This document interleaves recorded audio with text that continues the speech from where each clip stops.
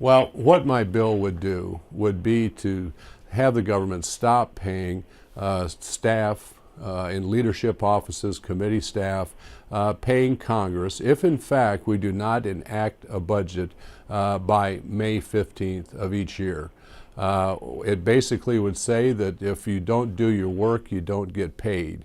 And I think it's absolutely critical today that Congress actually pass a budget so that we can get some spending constraints put in place this year.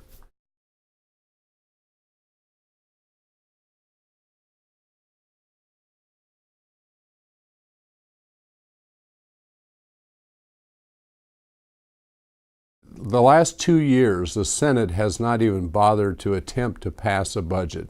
The House last year passed a budget and tried to put forth the kind of spending constraints that everybody knows. The fact of the matter is we're spending $15 trillion or have $15 trillion of debt, about $3.8 trillion on an annual basis, with no blueprint for how a budget needs to be put together. Any kind of small business, any family today knows you've got to have a budget to really understand where your spending is and how to constrain spending if in fact and the deficits that we have today.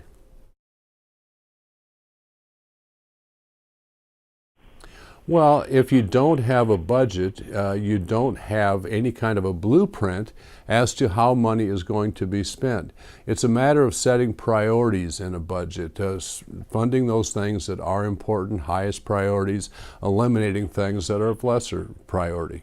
And certainly, again, with $15 trillion of debt, about a $3.8 trillion budget or spending, not having a budget, not having a blueprint is totally wrong, and we've got to make sure that Congress actually does its work or they won't get paid.